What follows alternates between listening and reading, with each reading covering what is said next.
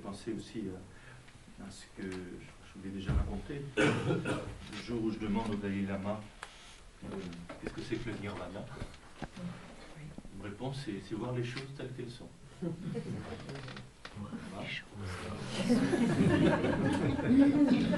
je m'attendais à quelque chose qui me fasse un petit peu planer.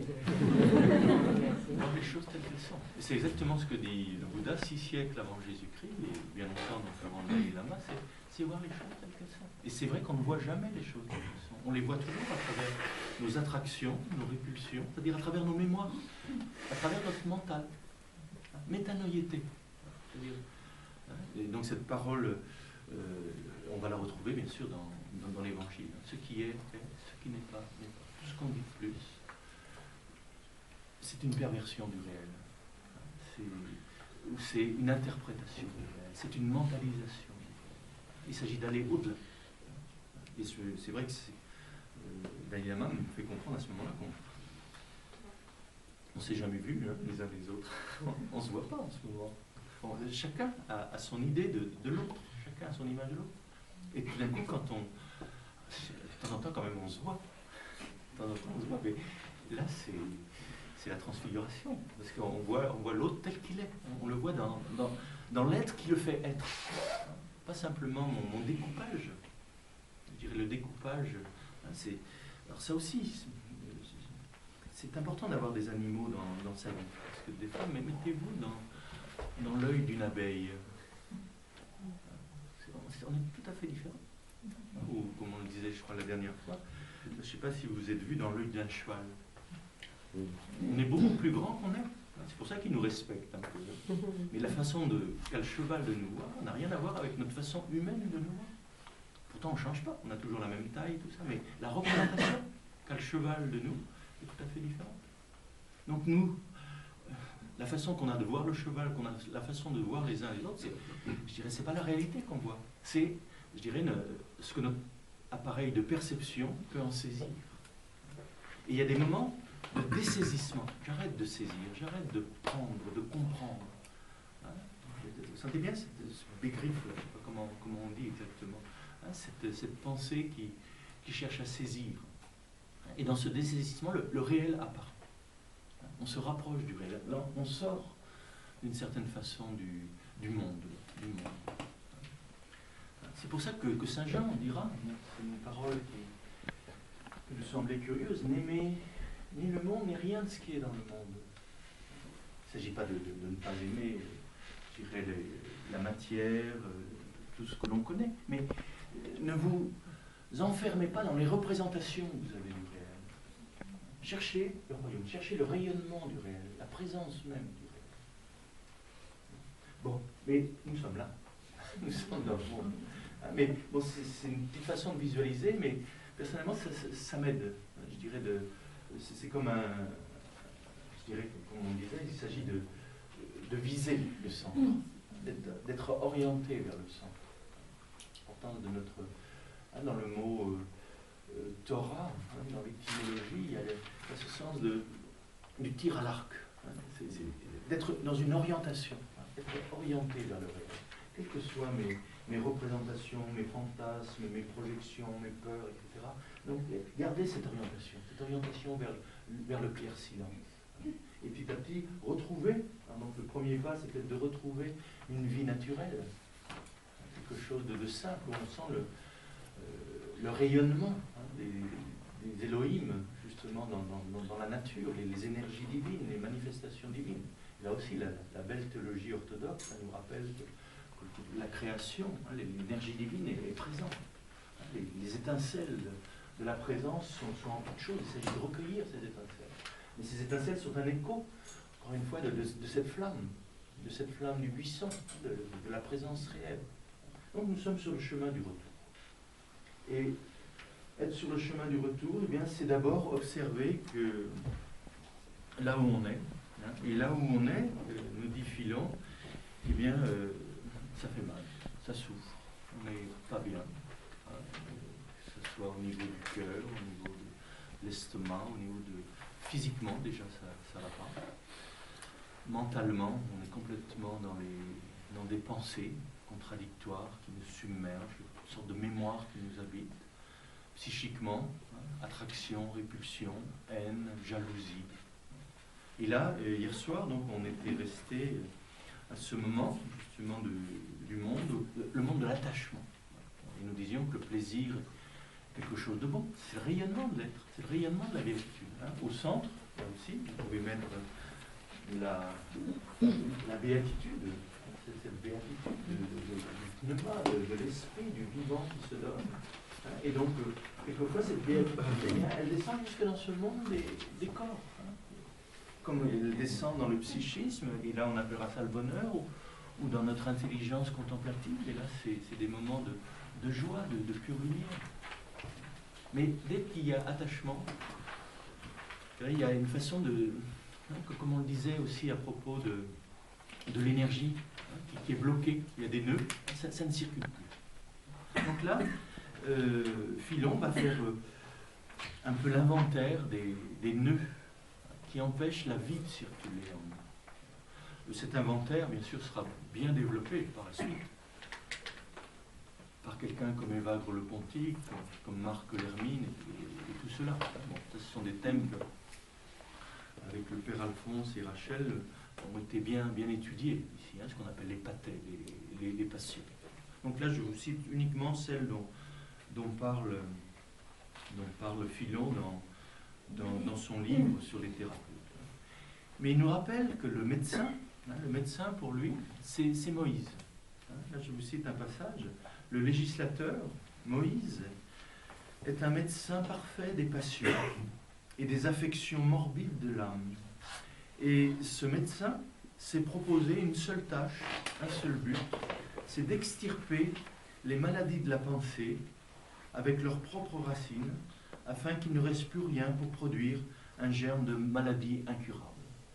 Donc Moïse comme médecin. Et que la Torah, c'est une ordonnance médicale. Ne mens pas, parce que tu es en train de détruire la vérité en toi. Ne tue pas, parce que tu détruis la vie. La vie de l'autre, c'est ta propre vie, il n'y a qu'une vie. Enfin, toutes ces paroles, je dirais, sont des paroles et une ordonnance. Si tu veux être en paix, si tu veux être heureux, eh bien, il y a un certain nombre de choses qui détruisent le bonheur en toi, qui détruisent la présence de l'être, qui détruisent la présence réelle du vivant qui veut se donner. Donc sois vigilant, sois attentif. Donc ce sera sa façon de lire la Torah, de lire les paroles des prophètes comme autant de paroles qui nous invitent à aller mieux, c'est-à-dire à aller droit, à aller dans, je dirais, avec un cœur, être recentré dans la présence du vivant. Donc Moïse, le médecin, eh bien, va nous mettre en garde devant un certain nombre de troubles, de maladies, donc l'attachement au plaisir, l'idolâtrie d'une certaine façon, l'idolâtrie d'un état de conscience. Et souvenez-vous que l'idolâtrie, ça peut être, on peut être attaché à un plaisir, bon, un petit peu matériel et tout ça, bon, mais là ça se voit, mais il y a des attachements plus subtils. Et là, comme disait Saint Jean de la Croix, quand on est attaché avec une grosse chaîne en acier, ça se voit. Et quand on est attaché avec un fil d'or, un petit fil invisible, là ça ne se voit pas. Et que l'oiseau soit attaché avec une grosse chaîne ou avec un petit fil, il ne peut toujours pas voler. Donc il y a des attachements subtils. Il y a des attachements à des pratiques de méditation, il y a des attachements à certains rituels, il y a des attachements subtils. Il s'agit encore de vivre tout cela dans l'offrande, dans le don. Et vous savez bien, quand on est accroché, il y a quelque chose qui se crispe. Et quand c'est pas là, il y a souffrance. Il y a souffrance. Et puis il y a cette tentation de vouloir imposer aux autres aussi. Ce qui pour nous est la seule vérité. C'est la seule façon qu'on a de comprendre ce qui est réel. Et que l'autre a peut-être une autre façon, une autre perception de ce réel. Donc là, Philon va être attentif à ces différentes formes d'attachement. Mais de nouveau, ce n'est pas le plaisir qui est mauvais, ce n'est pas toutes ces simples joies naturelles, la nature qui nous sont données, mais c'est cette façon de se les approprier. L'appropriation, encore une fois, de la terre qui en fait un territoire. L'appropriation du plaisir qui va être source de souffrance. Parce qu'on va rechercher toujours cela. Et on va être entraîné dans le mécanisme de répétition, en sachant que, en oubliant que Dieu est toujours nouveau, c'est toujours le nouveau. Il ne se répète pas. Il ne se répète pas. Deuxième maladie de l'âme qui nous éloigne de l'être, qui nous fait vivre dans le monde de l'exil, de l'éloignement, c'est justement la désorientation du désir. La perte de cette orientation intérieure. On a perdu la boussole, on a perdu le nord, comme on dit. Et retrouver cette orientation du désir. Ça, c'est la grande chose pour Philon, parce que le drame de l'homme, dit-il, c'est qu'on ne sait pas ce qu'on désire. Le désir en nous est complètement dispersé. On passe d'une chose à l'autre. On ne sait pas ce qu'on veut. Et là, il s'agit de savoir ce que l'on veut. Ça serait un grand temps d'exercice, de préciser, mais qu'est-ce que je veux? Qu'est-ce que je veux faire des quelques années qui me restent à vivre? Il nous reste tous quelques années, peut-être à vivre, ou peut-être moins pour certains, beaucoup encore pour d'autres. Mais qu'est-ce qu'on veut faire de ce temps qu'on a à vivre dans le temps, dans l'espace-temps? Qu'est-ce qui est infiniment désirable? Bon, vous vous souvenez de ces petits exercices qu'on peut faire, qui peuvent nous être utiles, hein, vous savez, d'écrire sur un papier les 10 choses que je veux faire avant de mourir. Pour pas mourir idiot. Hein, alors, faire simplement une liste, savoir quelles sont les 10 choses importantes. Et puis sur ces 10 choses, en garder 5. Donc vraiment les 5 qui sont vraiment importantes plus qu'importantes. Ça, je ne veux pas mourir avant d'avoir connu cela. Et puis sur les 5, bon, gardons-en 3. Et parmi les 3, quelle est la première? Et puis donc commencez tout de suite. Commencez. Bon, on dirait que c'est des petits exercices qu'on fait en thérapie. Mais ça peut nous aider. Mais tout ça pour dire que qu'est-ce que je désire vraiment? L'unique nécessaire. Vous sentez bien, l'évangile n'est jamais loin. Et que l'évangile, encore une fois, c'est le réel. Ce qui nous ramène au réel. Qu'est-ce que c'est une seule chose? Marthe, tu t'agites. Pour quelque chose, tu fais du souci. Une seule est nécessaire. Et Myriam a choisi la meilleure part. Qu'est-ce que c'est que cette meilleure part? C'est-à-dire faire toute chose avec la meilleure partie de soi-même. Donc faire toute chose à partir de la meilleure partie de soi-même, c'est faire toute chose avec amour, finalement. Faire toute chose avec le cœur.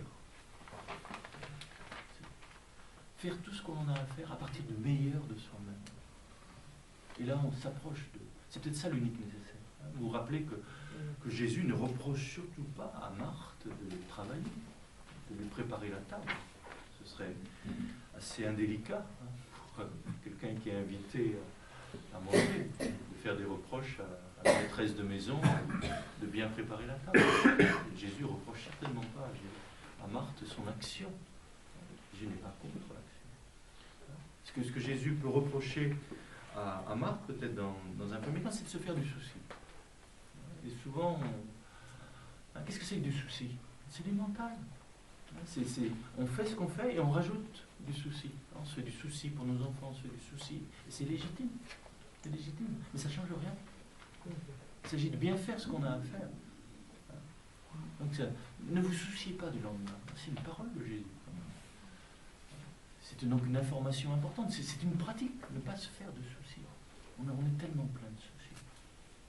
Et qu'est-ce que c'est que le souci? C'est du mental qu'on rajoute à ce que l'on fait. Je pense à ce que dit saint Paul aussi, qui dit vous avez la grâce qu'il faut pour l'épreuve du jour. Pour l'épreuve du jour. Mais on n'a pas la grâce qu'il faut pour celle de demain. Et nous, notre problème, alors c'est là la grande différence entre nous avec les êtres, j'allais dire naturels, ce sont les animaux et les enfants, c'est que les enfants, ils vivent vraiment dans le présent comme les animaux. C'est-à-dire ils souffrent, quand ils souffrent, ils souffrent. Ils ont mal, ça, on l'entend. Ça crie. Et quand voir un animal souffrir, il souffre vraiment. La souffrance des animaux, c'est quelque chose de bien réel. Mais ils n'en rajoutent pas. Ils n'en rajoutent pas. Nous, notre problème, c'est qu'on en rajoute. On rajoute du mental. On remet une couche de mental. Et ça, c'est trop. Et là, on n'a plus la force. On a juste la force pour le présent, mais on n'a pas la force. J'ai mal aujourd'hui, et si je pense que demain ça va être encore pire et tout ça, là je suis submergé. Vous sentez bien, submergé par les idées. Donc là, ne pas se faire de soucis. Marthe, tu t'inquiètes, tu te soucies. Ce qu'il peut reprocher aussi gentiment à Marthe, c'est de loucher. Vous vous souvenez? Marthe, elle a un œil sur Jésus et un œil sur sa sœur. Et ça, c'est un grand démon.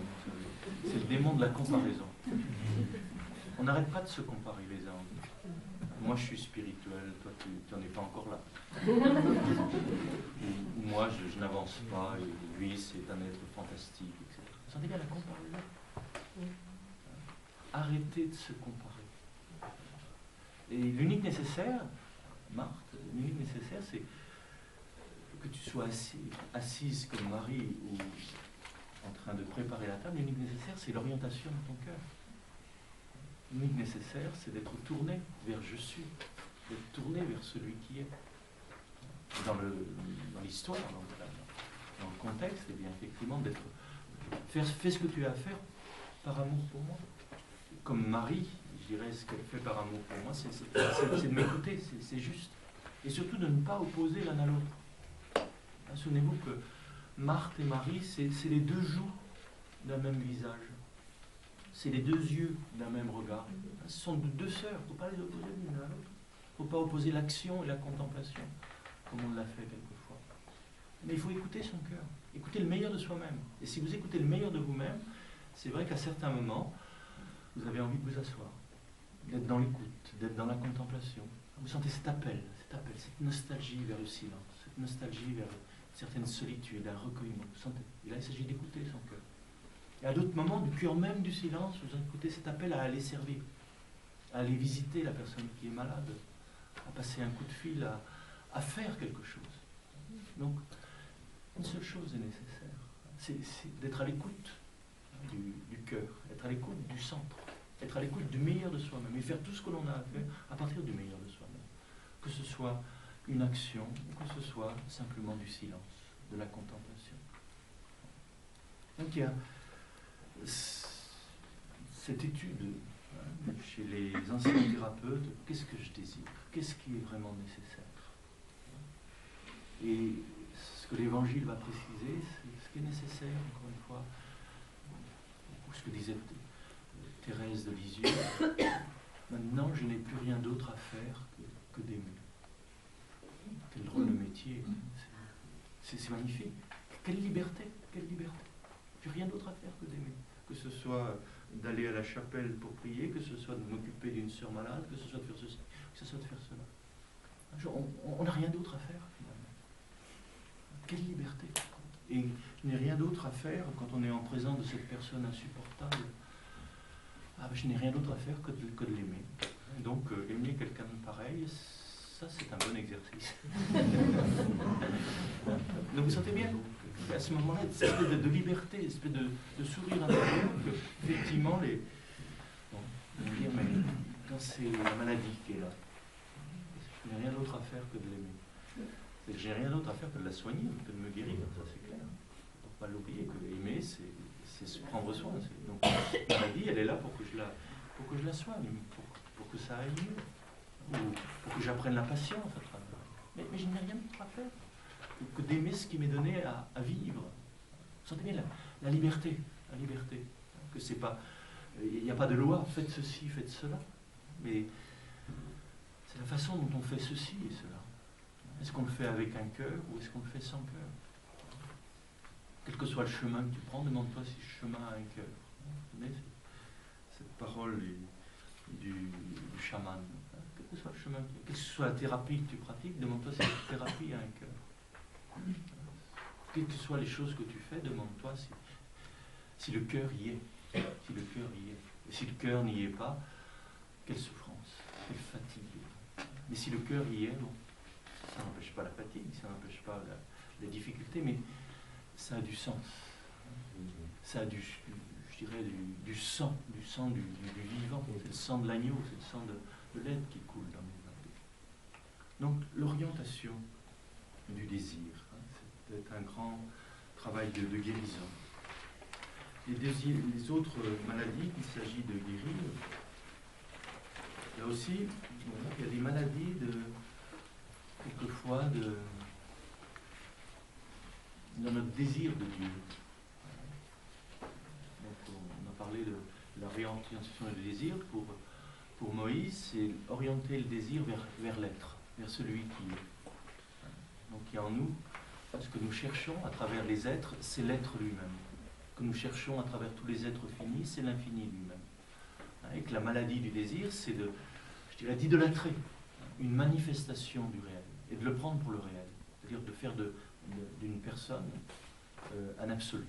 C'est pour ça que Jésus dira, n'appelez personne maître, n'appelez personne père. Un seul est maître, un seul est père. Et que si la vie vous donne des maîtres et des pères, encore une fois, sachez que ce sont des manifestations du seul père, du seul maître, mais un seul. C'est-à-dire ne faites pas de cet homme un absolu, ne faites pas de cette femme un absolu, ce sont des serviteurs. Ne faites pas de cet ange un absolu. Souvenez-vous, l'ange devant lequel Jean veut se prosterner à la fin de l'Apocalypse, il dit non, ne prosterne pas devant moi. Je suis un serviteur comme toi, un serviteur de l'être, un témoin de l'être comme toi. Un seul est celui qui est. Et tous les autres êtres ne le sont que par participation. Encore une fois, le sens de l'absolu, c'est ce qui nous délivre de l'idolâtrie. Il n'y a pas d'autre réalité que la réalité. Seul Dieu est Dieu, seul l'absolu est absolu. Et tous les êtres qui témoignent de cet absolu nous remettent en chemin vers cet absolu. C'est pour ça que dans la tradition orthodoxe, un père spirituel, je dirais, n'a pas d'enfant. Il n'a pas d'enfant à lui. Ses enfants sont des enfants de Dieu. Il fait des enfants à Dieu. Enfin, il aide quelqu'un à grandir en présence de Dieu. Mais, je dirais, il ne peut pas être attaché à ses enfants. Il peut y être attaché dans le sens de les servir et de prier, d'intercéder pour eux. Mais un seul est Dieu, un seul est Père. Et bon, chacun a son service à rendre. Mais je crois que c'est toujours bon de se rappeler cela, parce qu'il y a tellement de personnes, quelquefois, dans leur inflation, l'inflation de l'ego. Jung parle bien de ça, de l'inflation de l'archétype. Des personnes qui se prennent pour... En hôpital psychiatrique, vous savez, il y a Napoléon, beaucoup, Bouddha et le Christ. C'est les trois grands qu'on retrouve. Et puis bon, aussi, ce qui arrive très souvent, c'est la grande mère. Les gens qui se prennent pour la Sainte Vierge. Donc là, c'est l'inflation de l'archétype, vous savez, c'est qu'on est habité par ces archétypes. Du masculin, du féminin, de l'homme-dieu et de la déesse mère. Ça nous habite. Mais je dirais, il ne faut pas que la grenouille se prenne pour le bœuf. Il ne faut pas que l'ego se prenne pour le soi. Et quelquefois, il y a ces moments d'inflation. Surtout dans certains milieux spirituels. Et ces pauvres gourous, c'est pas facile. Parce qu'effectivement, on projette sur eux le soi que chacun porte en lui. C'est-à-dire chacun, la présence du soi en lui-même, la présence du centre, la présence du réel en lui. Et ce réel, on le projette, ce réel qu'on ne vit pas à l'intérieur de soi-même, on le projette sur un être. On dit, lui, il le vit, lui, il est le réel. Alors que la fonction de cet être extérieur, c'est de nous ramener à notre maître intérieur. Donc, Graf Durkheim le dit bien, ça. Hein, la fonction du maître extérieur, c'est de nous ramener à notre maître intérieur. Et le maître intérieur, c'est ce lieu de connexion en nous avec le maître de la vie, l'unique maître, le seul maître, le vivant. Donc, être libre, ne pas projeter notre désir sur une représentation de l'absolu, une représentation pour nous de ce qui est le beau, de ce qui est le bien. Et chez Philon, ça va très loin. Parce que même, je dirais, on peut même se faire de Dieu une idole de Dieu. Et là, il y a un petit passage que c'est étonnant, hein, c'est dans son livre de Posteritate Caini, parce que là, on voit bien toute la théologie apophatique qui va venir par la suite. Il est dit, l'essence divine est à l'âme le plus grand des biens, donc vraiment l'objet du désir. Mais saisir Dieu, c'est le savoir insaisissable. Le voir, c'est voir qu'il est invisible. Mot pour mot, on trouvera ces paroles chez Grégoire de Nysse. Le voir, c'est voir qu'il est invisible. C'est voir qu'il est au-delà, encore une fois, de toute vision. Le saisir, c'est voir qu'il est insaisissable. Vous sentez ce paradoxe? Et ce type de paradoxe qui nous délivre. Vous ne comprenez pas ces paradoxes? Vous savez que ces paradoxes, c'est ce qu'on appellera aussi des dogmes. Les dogmes, c'est pas, je dirais, ce qui nous enferme dans une représentation particulière, mais c'est ce qui nous fait éclater la pensée. Quand on dit que Jésus-Christ est vraiment Dieu et vraiment homme, ça nous fait passer au-delà du binaire, au-delà du mental. Parce que notre mental, dans la représentation de notre mental, la seule chose qui est possible, ou bien il est Dieu, ou bien il est homme. Ou bien, ou bien. Et là, ce qu'il nous est dit, c'est et. C'est une autre forme de pensée. Et nous, notre cerveau binaire, qu'est-ce que vous voulez? C'est ou bien, ou bien. Ou bien c'est blanc, ou bien c'est noir. Et là, il y a une réalité qui est au-delà du blanc et du noir. Donc vous sentez bien, métanoïété. La fonction du dogme, c'est de nous faire passer au-delà du mental, au-delà de la raison, au-delà du binaire. Et bon, à l'origine de tout cela, bon, il y a ce penseur qui s'appelle Philon d'Alexandrie, qui nous rappelle, saisir Dieu, c'est le savoir insaisissable, le voir, c'est voir qu'il est invisible. Donc, vous sentez bien quelle liberté ça nous donne. Quelle liberté. Dieu, nul ne l'a jamais vu. C'est ce que dira Saint Jean. Il est au-delà de tout ce qu'on peut dire, penser, se représenter. Et ce qu'on sait de lui, c'est pas lui. C'est un écho de lui-même. Ce qu'on sait de lui, on est dans son rayonnement. Une fois, ce qui est au centre, c'est inaccessible, irreprésentable. Ce qu'on connaît de Dieu, bon, excusez-moi de reprendre toujours la théologie de Grégoire Palamas, ce qu'on connaît de Dieu, c'est son rayonnement. Ce sont ses rayons. Mais le cœur du soleil est toujours inaccessible. Et ceux qui disent « je vois Dieu, je connais Dieu », peut-être qu'il faut faire attention. Parce que ceux qui disent « j'ai la vérité », parce que justement la vérité n'est pas un avoir. Dieu, on ne l'aura pas, Dieu. Parce qu'on peut être avec lui, être en lui, demeurer en lui, mais on ne l'a pas. Ce n'est pas un avoir. Bon, c'est un thème qu'on a souvent évoqué, mais c'est intéressant de voir les racines de cette théologie des pères chez Philon d'Alexandrie. Et là, dans l'orientation du désir, vous sentez bien que c'est important parce que c'est ce qu'on appelle vraiment l'adoration. C'est-à-dire que le désir reste dans l'ouvert. Il reste dans l'ouvert. Et il ne se referme pas, sur une représentation particulière. Il passe à travers. Chacun, c'est important pour chacun de nous souvenir que Dieu prend un visage particulier. L'ineffable, donc le non manifesté, est irreprésentable. Mais dès qu'il se manifeste, dès que Dieu se tourne vers nous, il prend un visage, il prend une forme. Et c'est à travers cette forme qu'on peut le rejoindre, le retrouver, aller au-delà même de la forme. Donc, bon, vous sentez bien les mots là commencent à bafouiller, parce que c'est dans la forme que le sans forme se manifeste. Bon, vous sentez bien qu'au niveau des mots, on ne sait plus très bien ce que ça veut dire. Mais au niveau de l'expérience, souvenez-vous de ces moments d'adoration. Vous étiez justement la conscience dans l'ouvert. C'est à travers cette lumière, à travers cette forme, à travers son visage, tout d'un coup, vous entriez dans la vastitude. Mais sans vous enfermer, sans idolâtrer une forme particulière. Saisir Dieu, c'est le savoir insaisissable, le voir, c'est voir qu'il est invisible. Mais bon, nous sommes toujours dans le monde, toujours dans ce cercle extérieur. Et là, une autre maladie, une autre souffrance dont va parler Philon, c'est l'oupé, la tristesse. La tristesse.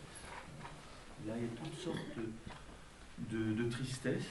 Ça peut partir du chagrin jusqu'au dégoût, jusqu'au désespoir, que les anciens vont appeler l'acédie, le dégoût des choses spirituelles. C'est-à-dire, souvenez-vous de ces moments où vous ne pouviez plus entendre le mot amour. Dès que quelqu'un parlait d'amour, ça vous donnait envie de vomir. Le mot Dieu. Il faut savoir qu'on passe par des choses comme ça. Ce dégoût des choses spirituelles. Et là, qu'est-ce que nous dit Philon? Eh bien, il ne faut pas être triste d'être triste. Comme il ne faut pas avoir peur d'avoir peur. Vous nous direz, bon, ça nous fait une belle jambe. Non, mais tout ça pour nous dire que, hier soir, je n'ai peut-être pas assez insisté là-dessus, mais c'est que le bonheur, la béatitude, ça ne dépend pas de nous. Comme je vous disais hier soir qu'on peut ne pas avoir de plaisir, psychiquement, c'est pas le bonheur, et même au niveau de la joie. Et pourtant, il y a de la béatitude en nous. C'est au-delà de nous. C'est au-delà de nous. Encore une fois, ma joie ne dépend pas de moi. Quelle liberté, ça. Le jour où on comprend ça. Parce qu'on croit toujours que la joie, ça dépend de nous. Que c'est par notre petite technique, qu'il y a des techniques, effectivement, on peut jouer avec les phosphènes de notre cerveau. Il y a des petites techniques où, effectivement, on se fait des petites lumières. Mais bon, il ne faut peut-être pas prendre ça trop vite pour le Saint-Esprit. De la même façon, vous savez, les chaleurs qu'on peut avoir dans la colonne vertébrale, c'est pas toujours l'éveil de la Kundalini. Je ne dirais pas que c'est la ménopause, mais vous savez ce qui se passe. Et à quel point on peut se raconter des histoires. Et que là, c'est vrai que la tradition du discernement est importante. Donc, de dire que le bonheur, la béatitude, c'est vrai que ça ne dépend pas de nous. La paix en nous, c'est un autre. Et c'est ça qui nous donne la paix, c'est de savoir que ça ne dépend pas de moi. Et que je sois heureux, que je sois triste, que je sois... Le bonheur est là. Ça n'empêche pas le soleil de briller. C'est pas parce que je ne vois pas le soleil aujourd'hui qu'il y a des nuages, ça n'empêche pas que le soleil est là. Mais je ne le vois pas. Mais il est là. Et c'est cette certitude qu'il est là, c'est cette foi, cette adhésion au fait qu'il est là qui me permet de vivre avec mes orages, mes nuages, avec ces tristesses et de ne pas m'y complaire parce que mon regard est tourné vers le soleil. Quelle que soit la nuit, quelle que soit notre nuit, j'irai garder le cœur tourné vers la lumière. Mais bon, il s'agit de voir qu'à certains moments, la tristesse est là. Et c'est le moment là aussi de... La tristesse, encore une fois, elle est là. Elle est dans ce monde extérieur, elle est dans le mental, elle est dans les représentations. Et du cœur de ce mental, appeler celui qui est notre joie. Revenir à sa présence. Revenir, encore une fois. Et que dans un premier temps, effectivement, le fait d'évoquer son nom, d'invoquer son nom, je dirais c'est au cœur de mes orages. Et l'orage est toujours là, puis petit à petit, peut-être que ça se calme. Et qu'il y a ce fond, il y a ce fond de paix, ce fond de joie qui est toujours là. Comme la page blanche est toujours là, derrière mes graffitis, derrière mes pensées, mes représentations. Revenir sans cesse à ce clair silence heureux. Et là, dans la tradition chrétienne, il ne s'agit pas seulement de se souvenir de la vie bienheureuse, il s'agit de se souvenir du bienheureux qui est en nous. Le malheureux, on le connaît tous. Le malheureux, c'est l'ego. L'ego est toujours... Il n'est pas bien heureux, il n'est pas assez heureux, il n'est jamais content. Mais il y a aussi en nous, donc le bienheureux, il y a aussi en nous le bienheureux, justement. C'est celui qui est le bien, celui qui est la vérité, celui qui est la vie de ma vie, la lumière de ma conscience, la liberté au milieu de mes aliénations, l'amour au cœur de mes peurs. Et là, c'est un autre mot qui va revenir chez Philon, que je vous citais hier soir, les phoboïs, les phobies.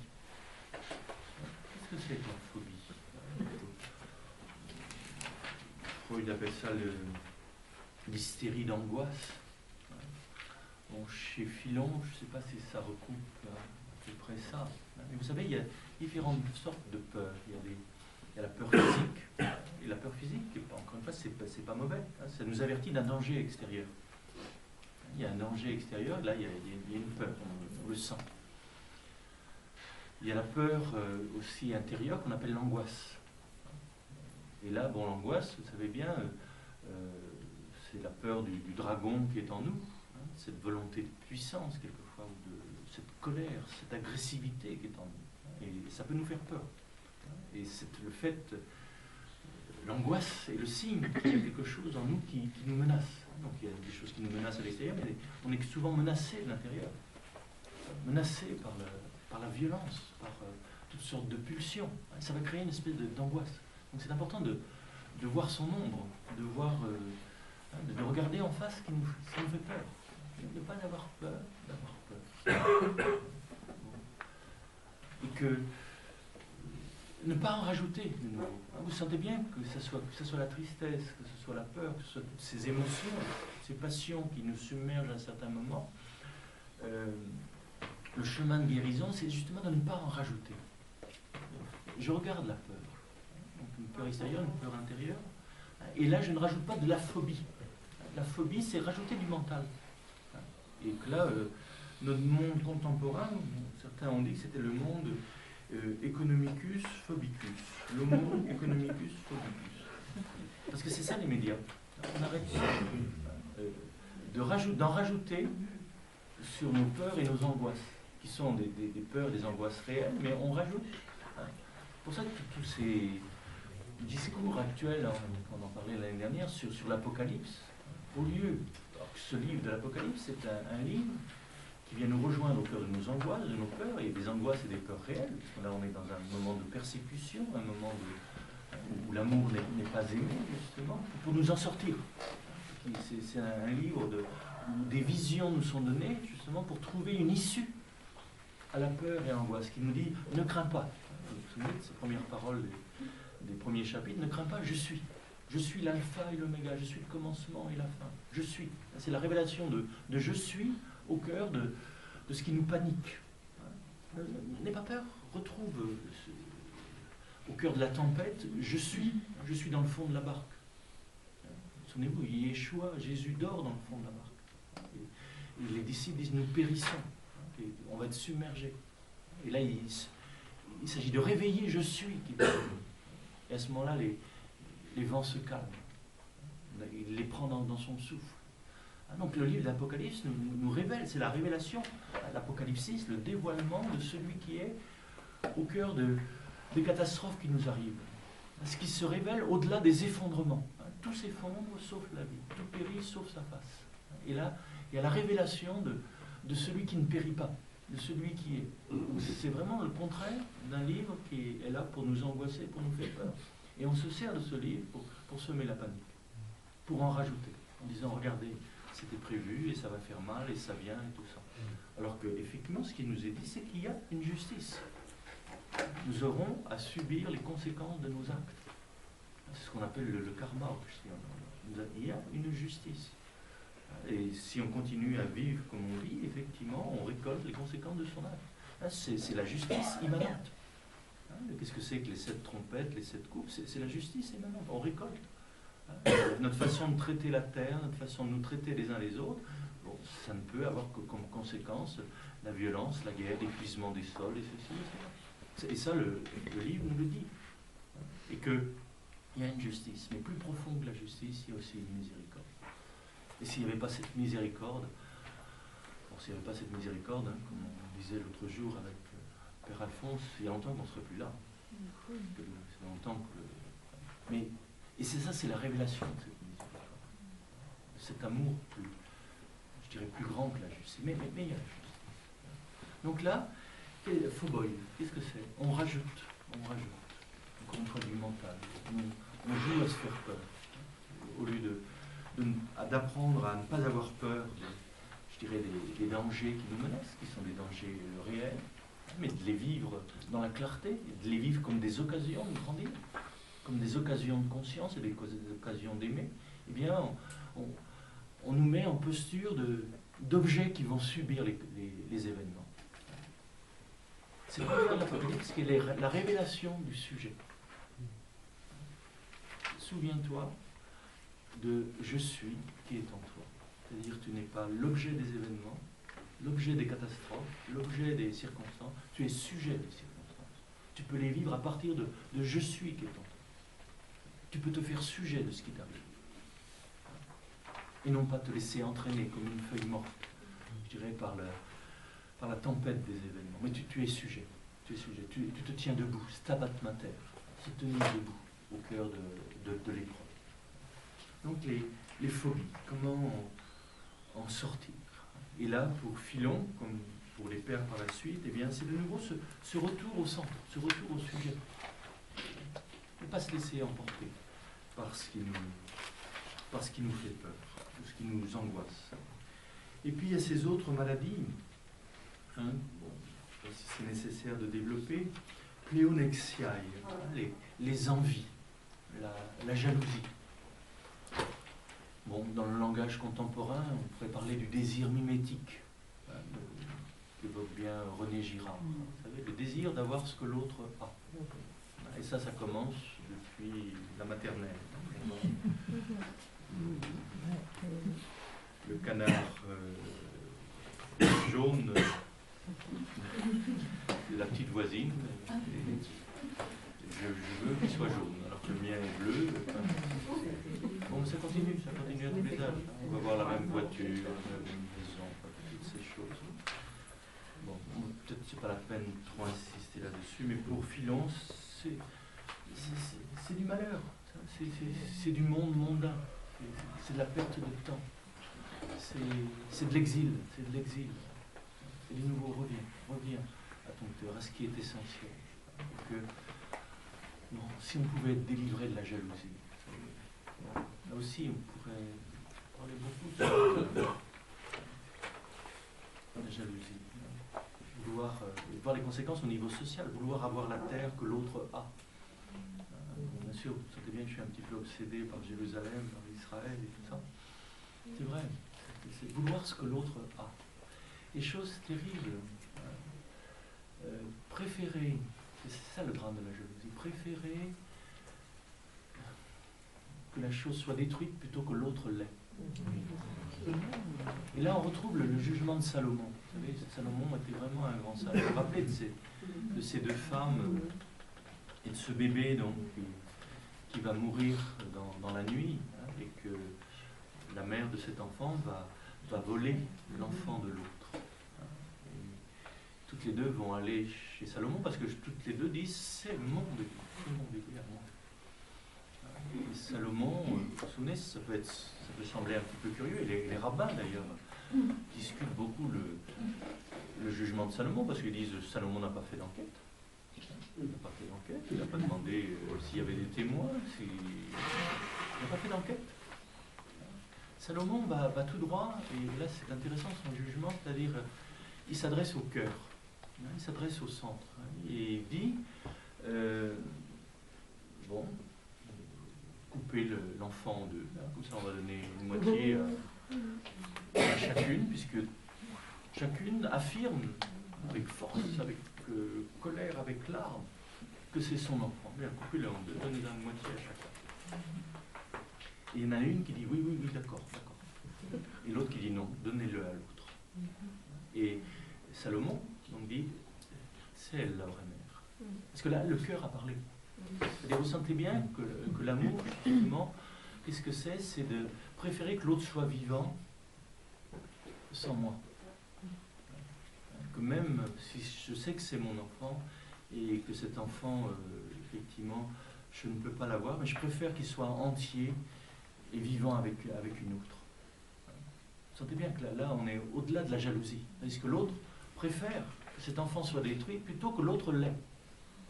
C'est ça, je dirais, l'horreur, on peut dire, de la jalousie. C'est qu'on préférerait que l'autre soit mort plutôt que pas à moi.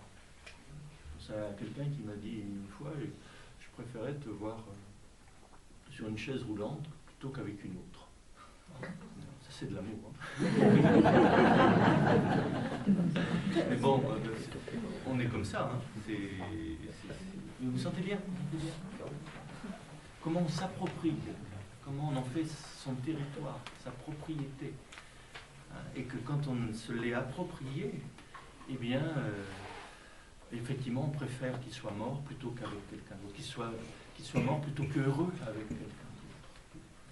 Bon, ça rejoint nos histoires, nos petites histoires et nos grandes histoires, nos histoires douloureuses. Vous sentez bien que là, quand Philon parle de la jalousie comme étant une plaie, une douleur, vous savez que comment en guérir? Encore une fois, on est délivré d'un amour que par un plus grand amour. Et je crois que ce qui peut nous libérer de cet attachement, de découvrir que la présence du troisième entre les deux, que l'amour, ça ne dépend pas seulement de toi et de moi. C'est pas simplement une dualité, un toi, moi, mais il y a le troisième entre les deux. Et que toi comme moi, on appartient à ce troisième. Il y a l'amour, l'amant et l'aimé. Mais il y a cet amour entre les deux. Et cet amour est un autre. Cet amour est un autre. Et notre amour, ça dépend aussi de l'autre qui est entre nous. Et toi et moi, bien, ça ne va plus. Ça ne va plus. C'est peut-être pas continuer à vivre de cette façon-là, de se détruire, mais il y a l'autre entre nous. Et je te confie à cet autre.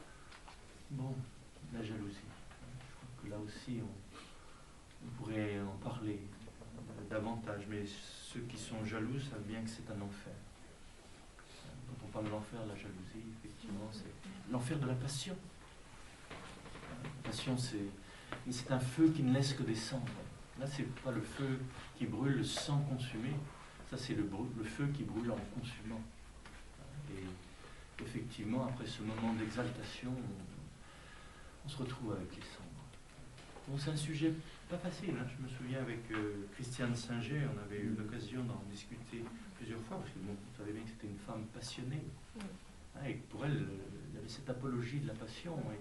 Et moi, je faisais l'apologie de la pateia. Et que, bon, il a fallu du temps pour arriver à ce moment. Parce que elle, je dirais, c'était pas la jalousie, c'était pas la passion dans le sens de l'appropriation qu'elle voulait sauver, mais cette intensité, cette ardeur, ce zélos, cette ardeur.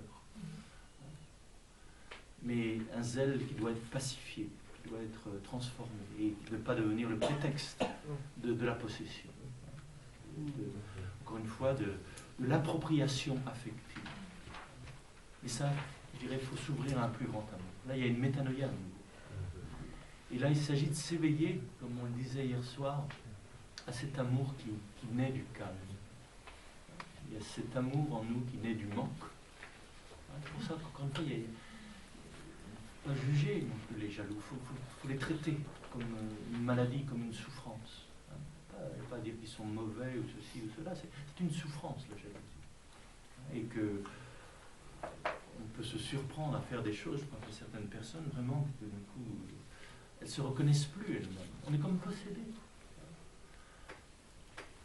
Donc là, effectivement, nous souvenir qu'il y a en nous un amour qui naît du calme, un amour qui ne naît pas du manque. Il y a trop de soif dans nos amours, il y a trop de manque dans nos amours. Et on demande à l'autre de combler ce manque. Et quand il n'est plus là, on reste avec ce manque. Il faut se souvenir qu'il y a en nous une source. Il n'y a pas que de la soif, il y a de la source. Et aimer à partir de la source. Celui qui cherche l'amour ne le trouvera jamais. Celui qui le donne l'a déjà trouvé. Excusez-moi, c'est un petit peu radical. Mais celui qui cherche l'amour ne le trouvera jamais. Celui qui le donne l'a déjà trouvé. On ne demande pas d'explication. Donc plutôt que de chercher, hein, alors là on trouve la belle prière de François d'Assise, hein, plutôt que d'être aimé, que Dieu m'accorde d'aimer. C'est vrai que le plus petit acte d'amour, eh bien, on est dans la source qui coule en nous. Dès qu'on est dans l'attente, hein, parce que ce qu'on appelle souvent l'amour, c'est aime-moi, on attend. Et ça, on attend longtemps. Alors que dans le plus petit acte d'amour, de don, hein, l'amour est là. Ce qu'on cherche, je dirais, on le trouve en le donnant. Bon, à vérifier tout ça, à vivre. Qu'est-ce que nous dit encore le Philon? On va traiter là-dessus. Une des grandes souffrances aussi, c'est l'ignorance. Asophrunai. Là, le monde, c'est le monde de l'exil, c'est le monde de l'éloignement, c'est le monde de l'ignorance. Et là, on retrouve les grandes sagesses aussi de l'Orient, de l'Inde, qui disent la cause du mal, la cause de la souffrance, c'est avidya, l'ignorance. L'ignorance, bien sûr, c'est pas le manque de savoir, mais c'est l'ignorance du soi. C'est l'ignorance de l'être. C'est l'ignorance de ce que l'on est vraiment, de l'être qui nous fait être. C'est l'ignorance du centre. C'est pour ça que c'est important, là aussi, les enseignements que l'on reçoit, un critère de discernement. Est-ce que ça nous rapproche du centre ou est-ce que ça nous en éloigne? Il y a des connaissances qui nous éloignent de l'être. Des connaissances qui nous engraissent le mental, qui nous alourdissent. Et il y a des connaissances qui nous rapprochent de l'être, qui nous rapprochent du centre. Une bonne question à se poser. Le livre que je lis, est-ce que ça me rapproche de l'être, ça me parle de l'être, ça me met dans la nostalgie de l'être, ça me met en chemin vers lui, vers le meilleur de moi-même, vers la source de mon être, ou est-ce qu'au contraire, ça me disperse encore, ça rajoute encore toutes sortes de choses non nécessaires à mon salut, à ma santé, à mon bonheur. Donc l'ignorance, ça aussi. Et l'ignorance, on l'évoquait hier soir, ça peut être une ignorance perverse, c'est-à-dire je ne veux pas savoir. Je me contente de mon petit bonheur, mes petites connaissances, ce qu'on peut saisir du monde matériel et tout ça. Ne me parlez pas d'autre chose. Ne me parlez pas d'une vie au-delà de la mort, une vie plus profonde que l'être mortel. On peut se fermer. On peut se fermer à l'invisible qui entoure le visible. Ce que je connais de la vie, c'est, encore une fois, c'est la manifestation de la vie. Et ça me suffit. Donc on peut s'enfermer. Le mot enfer, c'est l'enfermement. On peut s'enfermer dans le moi, s'enfermer dans l'ego. On a le choix entre l'enfer et l'ouvert. L'enfermement dans le moi, dans l'être pour la mort, ou dans l'ouverture du moi.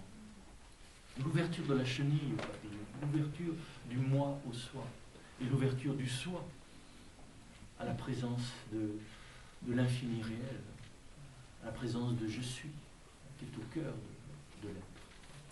L'enfer ou l'ouvert.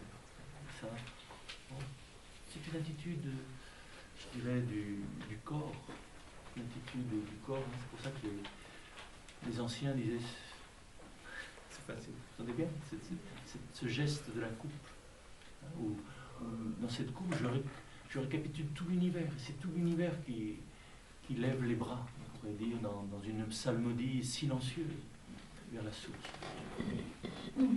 Bon, c'est peut-être le moment de nous taire un peu, de rentrer dans cette psalmodie silencieuse, tourner vers le centre.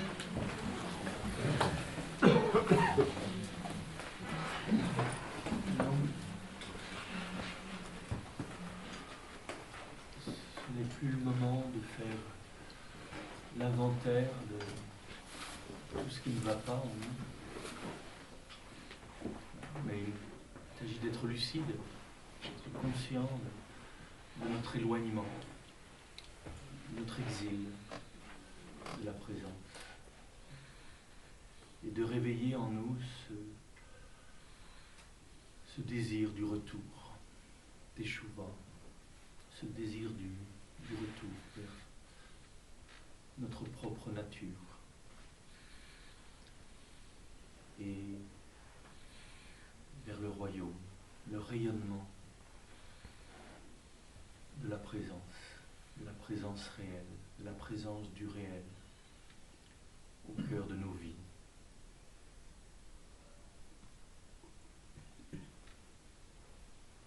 Revenir dans notre centre, dans l'espace du centre, dans ce clair silence, dans cette claire lumière, dans ce clair amour, à la source de tout ce qui vit et respire. Que Yeshua appelle Abba, son Père et notre Père, la source silencieuse qui nous engendre, qui nous donne d'être ce que nous sommes en cet instant.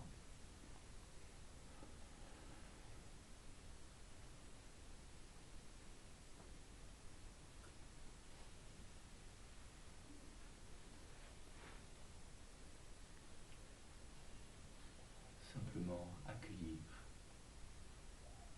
dire oui à ce qui nous est donné.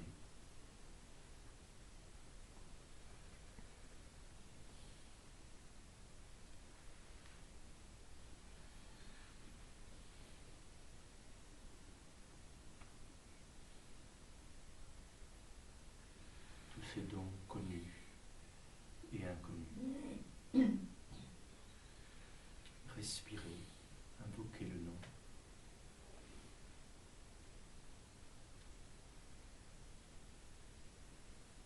Pour notre bien-être, le bien-être de tout et de tous.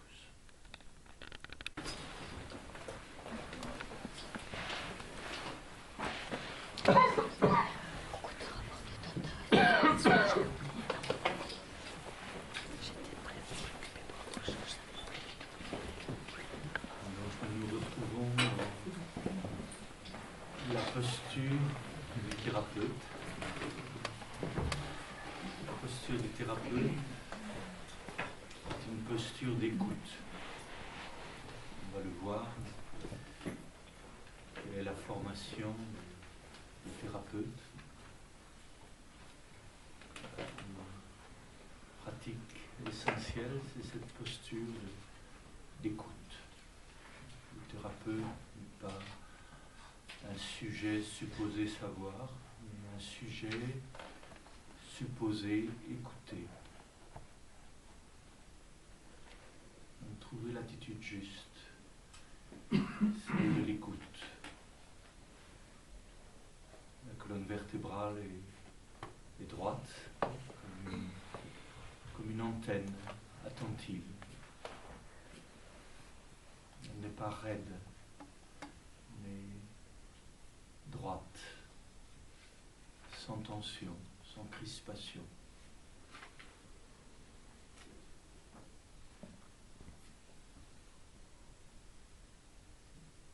Donc il y a cette écoute du corps, comme un siège qui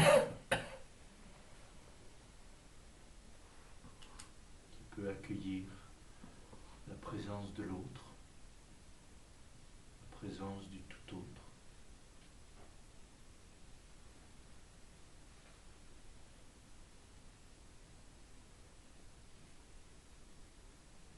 Cette écoute du cœur.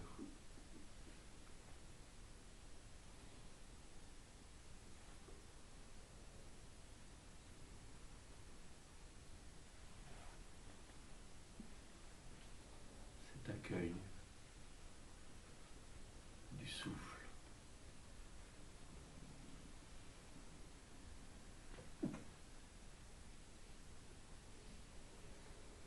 Ce qui est là, ce qui nous est donné, là, en cet instant.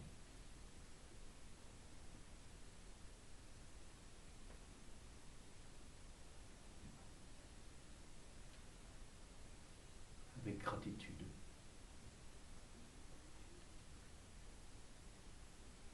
Pour notre bien-être et le bien-être de tous.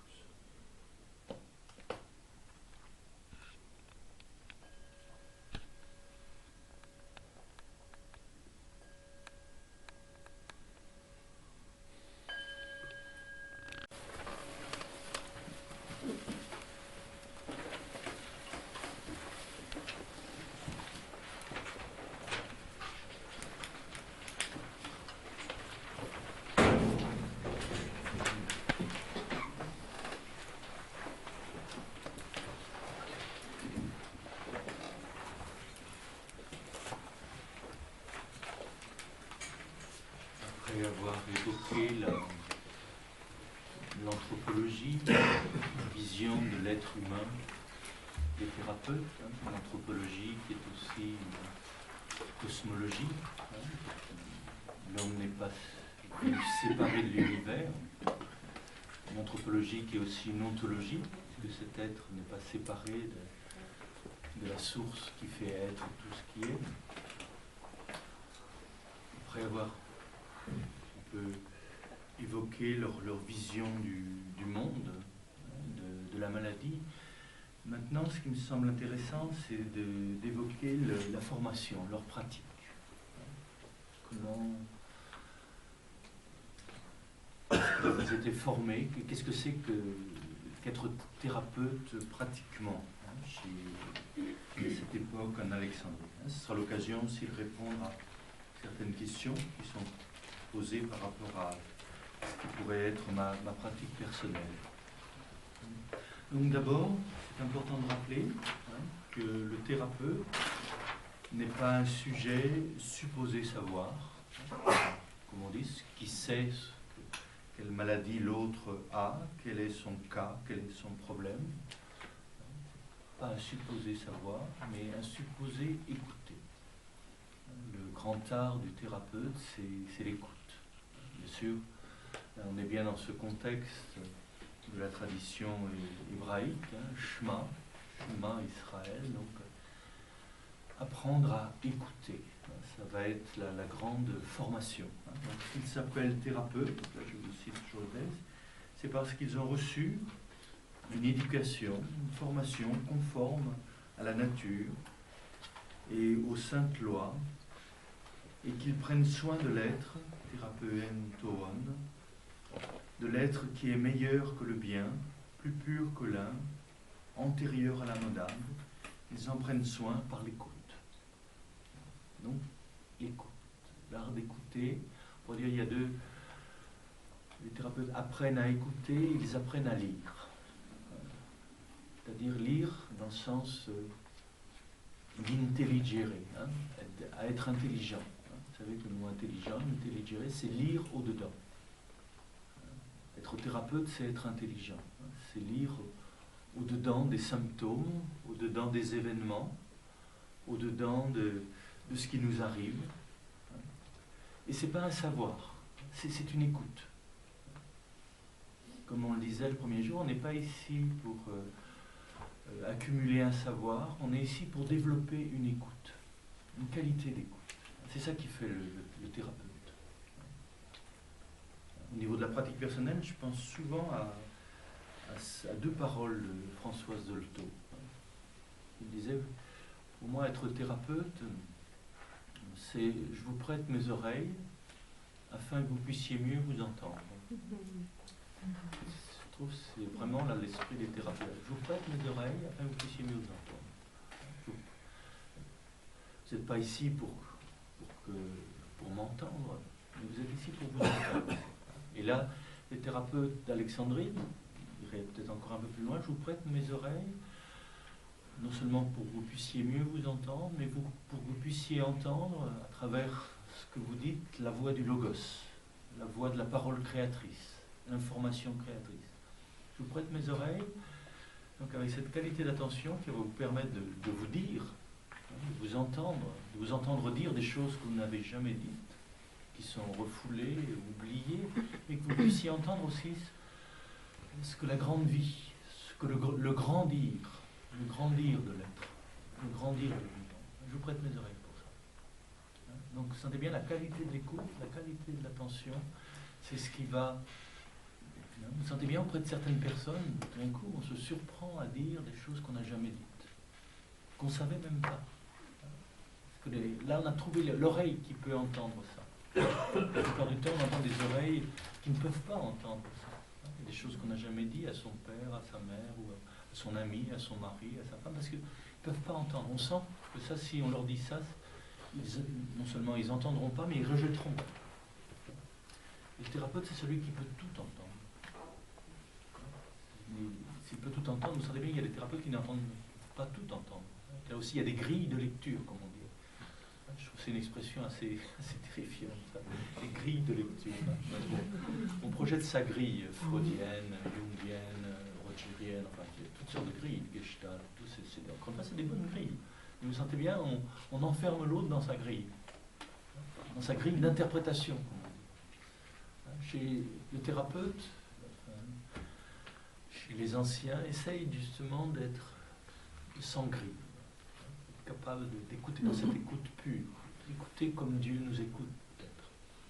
Donc je vous prête mes oreilles afin que vous puissiez mieux vous entendre, afin que vous puissiez entendre ce qui se dit en vous, ce qui n'a jamais été dit, et au cœur de ce dire, le grandir du logos, la parole du logos. Ça c'est important parce que le thérapeute et la personne qui l'accompagne sont tous les deux à l'écoute du troisième, qui est le logos entre les deux. Et puis, disait Françoise Dolto aussi, m'a beaucoup aidé.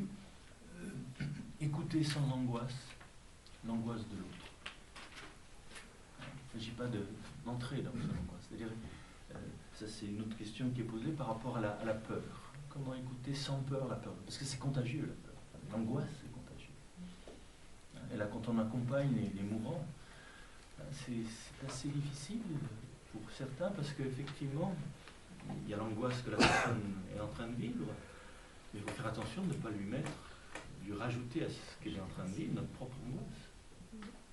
Et c'est ce qui se passe souvent avec la famille, avec des personnes qui ont peur de la mort, qui ont peur de... Comment, je dirais, ne pas rajouter à l'angoisse que l'autre est en train de vivre notre propre angoisse. L'important de ce travail. Écouter sans angoisse l'angoisse de l'autre. C'est-à-dire être en paix avec sa propre mort, être en paix avec sa condition mortelle, être capable d'avoir accepté. Autrement, comment est-ce qu'on peut accepter ça? Être en paix, je dirais, avec son noyau psychotique. Autrement, comment est-ce qu'on peut accompagner les psychotiques? C'est terrifiant la psychose, c'est une douleur, une souffrance qui, si on ne l'a pas un petit peu apprivoisé en soi-même, peut nous submerger. On est en présence d'un abîme, d'un gouffre de douleur. Écoutez sans angoisse l'angoisse de l'autre. Écoutez sans perversion non plus la perversité de l'autre. C'est donc la question qui est posée. Sans complaisance. Sans complaisance. Le contraire de l'amour, c'est la complaisance. On est complaisant. Et là, il s'agit d'une écoute non complaisante. J'écoute tout ce que vous dites, mais ça ne veut pas dire du tout que je suis d'accord. Mais vous avez le droit de le dire. Je laisse l'espace pour le dire. Mais je ne suis pas rempli par ce qui est en train de quelquefois, parce qu'il y a des patients qui sont pervers, qui veulent vous entraîner dans leur histoire. Donc, l'art de l'écoute, d'écouter sans complaisance la perversité de l'autre, écouter sans angoisse l'angoisse de l'autre, prêter ses oreilles afin que l'autre puisse mieux s'entendre. Donc l'art de l'écoute. Nous sommes supposés, le thérapeute est supposé écouter. Et ça suppose, là, comme on disait, une certaine posture. Je crois qu'il y a la dimension physique. Et là, souvenez-vous de la colonne vertébrale. Vous savez ce que disent les anciens, c'est qu'on ne peut pas mentir et avoir la colonne vertébrale droite. Quand on raconte des histoires, on penche d'un côté ou de l'autre. On perd son axe. C'est important, de ce redressement intérieur. Stabat, stavra. Tiens-toi droit. Prendre sa croix, c'est se tenir droit. En présence et donc se tenir droit, effectivement, en présence de quelqu'un qui justement est courbé, recourbé, torturé, toutes sortes de choses. Essayer par sa propre droiture, aider l'autre à retrouver son axe. Je crois qu'il y a cette dimension physique qu'il ne faut pas oublier. Donc son axe, son souffle, son centre. Écoutez à partir de son centre. Et souvenez-vous que le thérapeute, je dirais, le thérapeute, c'est la thérapie. Souvenez-vous ce que disait aussi Jung, quel que soit l'instrument que l'on emploie, tout dépend du thérapeute qui l'emploie. Le même instrument entre les mains, on est un couteau entre les mains d'un grand chirurgien, ça peut vous sauver la vie. Un couteau entre les mains d'un boucher ou d'un criminel, ça vous enlève la vie. C'est pas de la faute du couteau. Donc c'est pas de la faute de la gestalt, c'est pas la faute de l'analyse transactionnelle, c'est pas la faute de telle ou telle pratique, mais c'est de la façon dont on la pratique. Et ça, c'est la qualité, je dirais, du thérapeute. Donc il ne s'agit pas seulement d'apprendre une technique, pour les anciens thérapeutes, il ne s'agit pas d'apprendre une technique, une méthode, c'est important, mais d'apprendre, je dirais, la qualité d'être, la qualité d'écoute, la qualité de don, de non-complaisance que l'on va, je dirais, introduire dans cette pratique. Et à ce moment-là, c'est pas seulement la technique qui guérit, qui soigne. Et là, les anciens diraient, c'est pas seulement le thérapeute qui guérit lui-même en tant que personne, mais c'est l'être thérapeute en lui. c'est-à-dire être centré dans le maître intérieur, dans le thérapeute intérieur. C'est à partir de là une transfusion de sérénité va pouvoir avoir lieu, qu'on va aider à l'autre à retrouver son axe. Vous sentez bien, il y a des personnes comme ça, le simple fait d'être dans leur présence, quelque chose en nous qui se redresse, il y a quelque chose en nous qui retrouve son axe, il y a quelque chose en nous qui tout d'un coup est tranquille. On avait tout un tas de questions et tout d'un coup les questions ne se posent plus, la réponse est là. La réponse elle est dans l'être qui est là, en lui et en nous. Vous sentez bien, ça c'est des choses que chacun de nous peut vérifier. Donc, apprendre à écouter. Donc comment ça se passe chez les anciens thérapeutes d'Alexandrie? Apprendre à écouter, je dirais, ce qui ne fait pas de bruit. Écouter la nature. Apprendre à lire et apprendre à écouter, ça va ensemble. Et là, il y a plusieurs livres dans lesquels nous avons à apprendre à lire. Le livre de la nature, le livre des Écritures, le livre du corps et du souffle qui anime ce corps, le livre de la nuit, les songes, non seulement les rêves, mais les songes, et le livre du cœur. Intelligere, être intelligent, lire dans tous ces grands livres. Et pour lire, il faut d'abord écouter. Écouter, c'est donner de l'espace à l'autre, l'espace dans lequel il peut se dire. Et là, avant d'écouter l'autre, le corps de l'autre, la parole de l'autre, il s'agit d'écouter d'abord, je dirais, cette parole créatrice dans la nature. Vous sentez bien que l'oreille du thérapeute est tournée vers le logos, c'est-à-dire vers l'information créatrice. Ce qu'on appelle la maladie, c'est une désinformation. L'information créatrice dans un être est désorientée. Il est désinformé, il est atomisé. Et il s'agit d'être à l'écoute de ce qui reste du logos en lui. C'est pour ça qu'il s'agit de prendre soin de ce qui va bien en lui. C'est-à-dire que le regard du thérapeute n'est pas d'abord tourné vers ce qui va mal, mais vers ce qui va bien chez l'autre. Vous sentez bien que c'est une attitude qui peut être un petit peu différente de ce qu'on nous apprend dans certaines universités au niveau de la médecine ou de la psychologie, où on étudie surtout les symptômes, la maladie, mais où on oublie, je dirais, le sain, S-A-I-N. Beaucoup dans les dialogues avec l'ange, qu'on nous a transmis ta malade, c'est intéressant où l'ange dit prendre soin du sain. Cultive le sain, cultive ce qu'il y a de sain dans quelqu'un, et plutôt que la maladie. Donc occupe-toi, prendre soin de l'être, c'est-à-dire prendre soin de ce qui va bien chez quelqu'un, prendre soin de ce qui n'est pas malade, parce que c'est à partir de ce qui n'est pas malade que la maladie peut-être peut être soignée. Donc vous savez, c'est un changement de regard. Quand je me penche sur quelqu'un, je ne regarde pas ce qui ne va pas chez lui, ses symptômes, mais je regarde, je dirais, plus loin que ses symptômes. Et d'un point de vue, je dirais, narcissique, c'est important pour la personne. Parce que vous savez que la maladie, c'est une grande blessure narcissique, au niveau de la santé et tout ça. Et de là, je dirais, de voir qu'on n'identifie pas le malade à sa maladie. Je ne regarde pas un cancer, je ne regarde pas, bon, vous savez bien, c'est des fois des choses un peu terribles à voir, mais je regarde plus loin, plus profond, et que le malade se sente regardé dans ce lieu de lui-même où il est toujours quelqu'un. Il n'est pas une pauvre chose malade, ou une viande fatiguée, abîmée, mais il y a quelqu'un. Bon, comment ce regard, cette écoute va être développée? Et là, pour les thérapeutes, avant cela, il faut apprendre à écouter la nature. Écouter ce qui ne fait pas de bruit. Écouter la parole de la sève dans un arbre. La parole de la mousse. Tout ce qui ne fait pas de bruit. C'est pour ça que l'importance du grand livre de la nature. Voir que le logos qui nous parle dans les Écritures, par la bouche des saints, des sages et des prophètes, nous parle d'abord à travers le langage de la nature. C'est peut-être parce qu'on ne sait plus écouter la mousse, lire les nuages,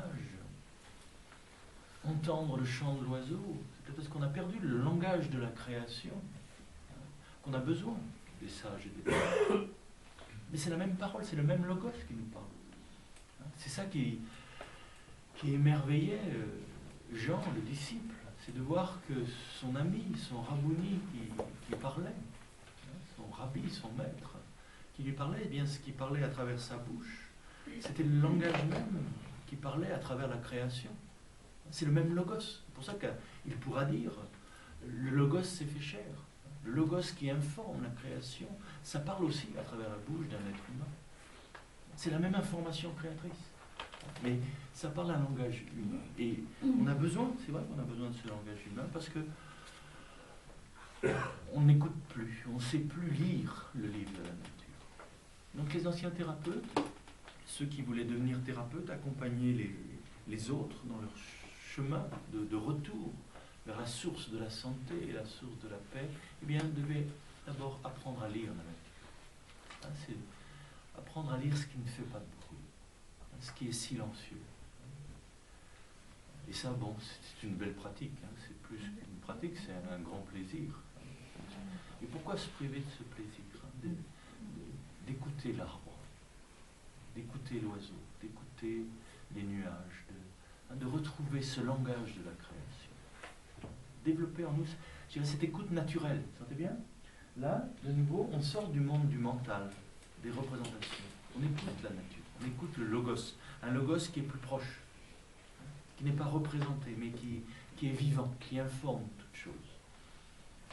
Et ce logos est quelquefois, je dirais, très doux, quelquefois terrifiant. Aussi, écouter le logos dans un tremblement de terre, dans une tempête, dans un orage. Cette énergie, cette force qui se manifeste à travers la nature. Et de sentir à travers ce langage, un langage plus subtil. Souvenez-vous du prophète Élie. D'un coup, il y a un ouragan. Et Dieu n'était pas dans l'ouragan. Un tremblement de terre. Et Dieu n'était pas dans le tremblement de terre. Un feu. Et Dieu n'était pas dans le feu. Et tout à coup, que sort Apaïm, le silence d'un souffle subtil. Et là, Élie semble. Parce que Dieu était dans le silence du souffle subtil, dans cette brise légère. C'est un thème aussi que reprendra Thérèse d'Avila. C'est la brise légère. La présence de nous en nous, la présence de Dieu en nous, c'est pas le fantastique, c'est pas l'extraordinaire. Bon, de temps en temps, c'est le fantastique, l'extraordinaire. On a tous connu des tremblements de terre, des tremblements de corps, des tremblements où, effectivement, on était ébranlés de tous les côtés. On a tous connu des orages intérieurs, des ouragans intérieurs. Notre vie a basculé. On a tous connu des feux qui nous traversaient. Et là, ce que nous dit le prophète Élie, en tout cas, quand il essaie de nous partager son expérience, c'est que tout ça, ce sont des manifestations de Dieu. Mais Dieu lui-même, Dieu dans son intimité, c'est le silence d'un souffle subtil.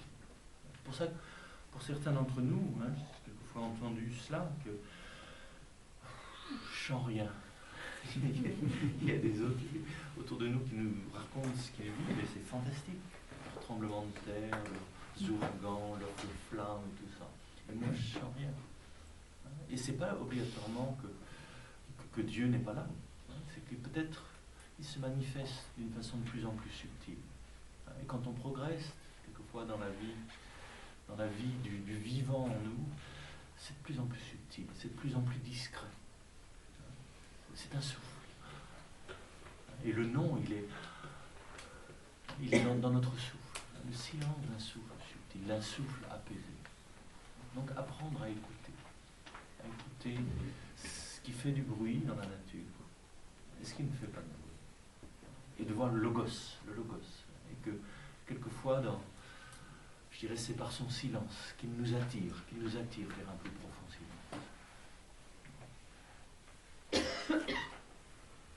L'abîme appelle l'abîme, comme dit le psaume. Le silence appelle le silence. où commence le silence de Dieu et où est mon silence. Vous sentez bien, il y a une communion au cœur du silence. Donc, apprendre à écouter la nature, ce qui ne fait pas de bruit. Apprendre à écouter les choses, les éléments. Et puis, apprendre à écouter les Écritures, le grand livre des Écritures. Donc ça, chez les thérapeutes, c'est vraiment le temps de l'étude. Ce logos nous parle à travers la nature, mais il nous parle aussi à travers les Écritures. Et qu'on n'a pas toujours la chance d'avoir, je dirais, quelqu'un qui nous enseigne, un prophète vivant, un sage vivant. Et là, notre sage, notre prophète, sont les Écritures. C'est une parole vivante. Et à certains moments, vous sentez bien, le livre, il est vivant. Le livre nous parle.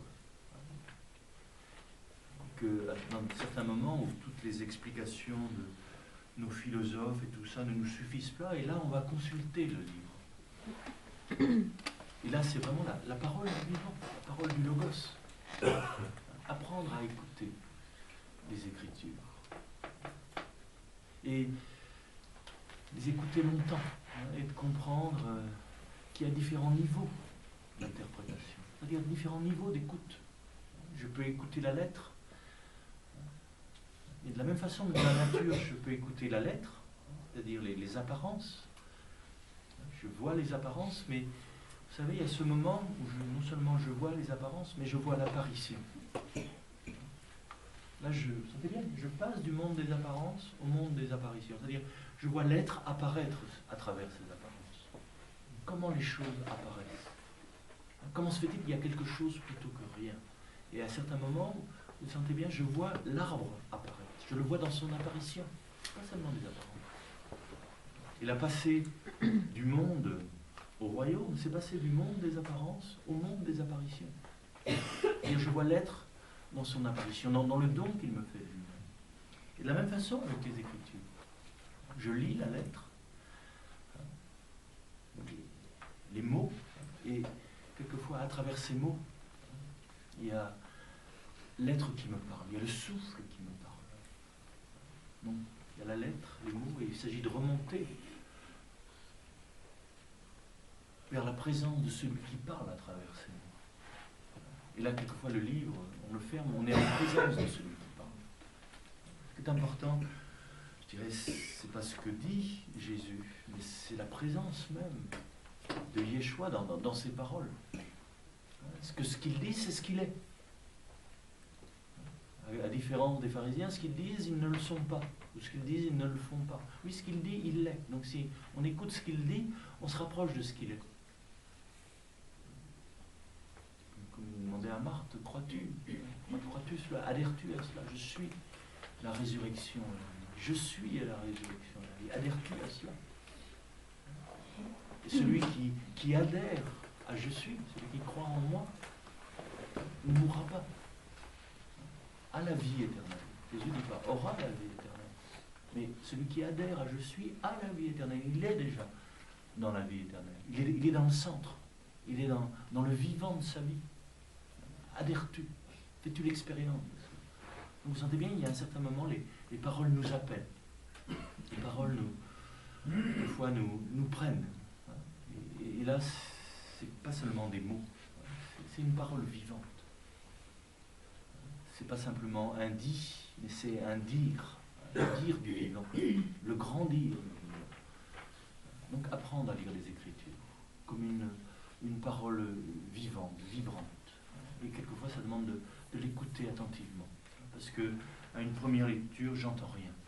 Je comprends rien.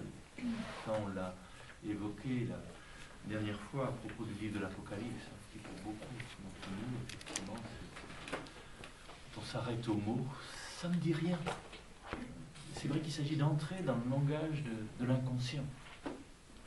C'est le langage des images. C'est pour ça que le langage de la Bible, c'est pas le langage de la philosophie, c'est pas le langage de la science. C'est le langage de l'inconscient. C'est le langage des images. C'est un livre d'images. C'est pour ça que c'est important, ce monde imaginal, ce n'est pas l'imaginaire,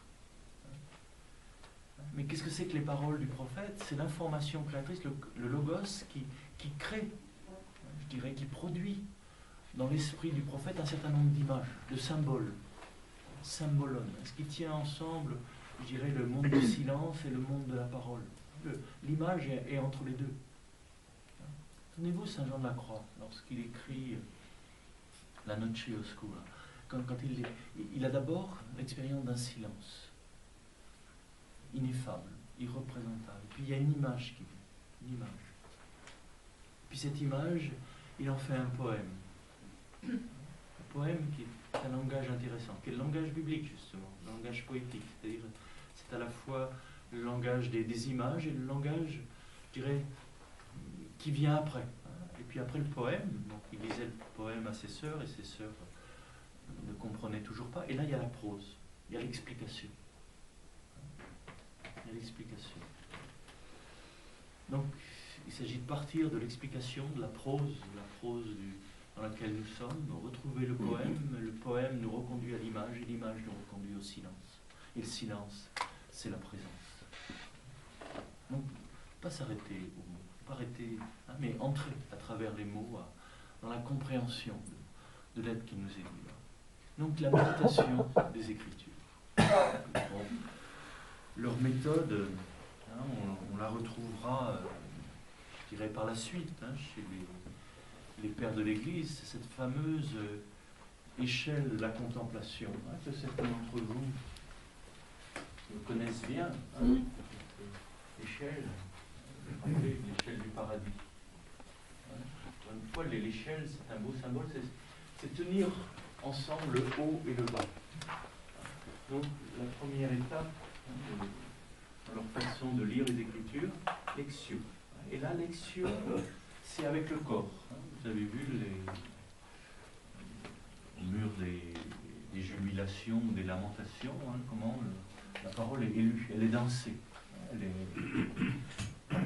est incarnée. Donc, il s'agit de la lire. Lectio. Deuxième étape, cogitatio. Il ne faut pas oublier de chercher à comprendre ce qu'on lit. Cogitatio. Mais il ne faut pas s'arrêter là.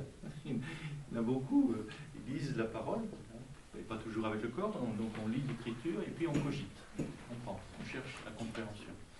Lecture sémiotique, toutes ces lectures, structuralisme, ces lectures avec les différentes choses et tout ça. Bon, c'est très intéressant, mais c'est pas tout.